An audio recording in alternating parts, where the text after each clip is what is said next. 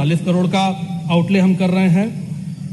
कुछ हाइलाइट्स जो बजट की हैं जिसको मैं सदन के समक्ष रखना चाहता हूं। 4 नए एक्सप्रेसवेज के लिए हमने इस बजट में 1050 करोड़ का प्रावधान किया है।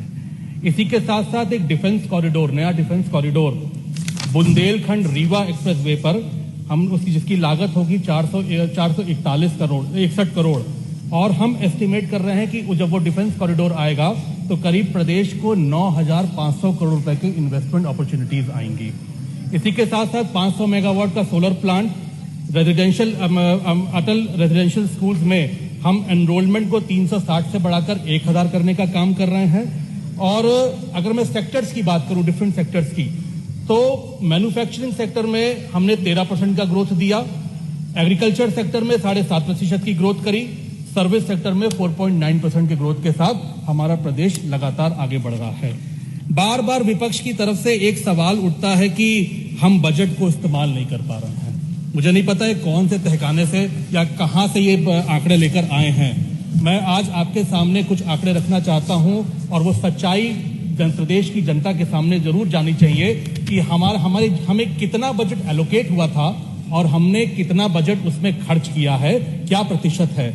अगर मैं बड़े बड़े विभाग ले लूं तो आवास विभाग में 4,202 करोड़ का एलोकेशन हुआ था और हमने खर्च किया 4,059 करोड़ रुपए, जो 96% है हमारे बजट के एलोकेशन का, जो हमने इस्तेमाल किया। माननीय सदस्यों ने चिकित्सा विभाग की बात करी। बहुत कहते हैं कि चिकित्सा विभाग का बजट इस्तेमाल नहीं हुआ। चिकित्सा विभाग परिवार कल्याण में 9,557 करोड़ का बजट का एलोकेशन हुआ था, उसमें 8,682 करोड़ रुपए का हमने खर्च किया है, जो बजट का 90% है। हमारी सरकार ने उसको खर्च करने का काम किया है। इसी तरह अगर मैं उद्योग विभाग की बात करूं तो 15,276 करोड़ के बजट के एलोकेशन के अगेंस्ट 14,099 करोड़ का हमने खर्च किया है, जो करीब 92%, 92% हमने उसका खर्च किया है। मैं सूची है मैं दे दूंगा। हम करीब हर विभाग में हम 85% से ज्यादा एलोकेटेड बजट को हम खर्च कर चुके हैं। 1 महीने का अभी समय बाकी है। निश्चित तौर पे हमारी सरकार 100% बजट को खर्च करने का काम करेगी। जैसे कि मैंने पहले कहा था कि हम गरीब, अन्नदाता, किसान, नौजवान और महिलाओं के प्रति हमारा बजट समर्पित है।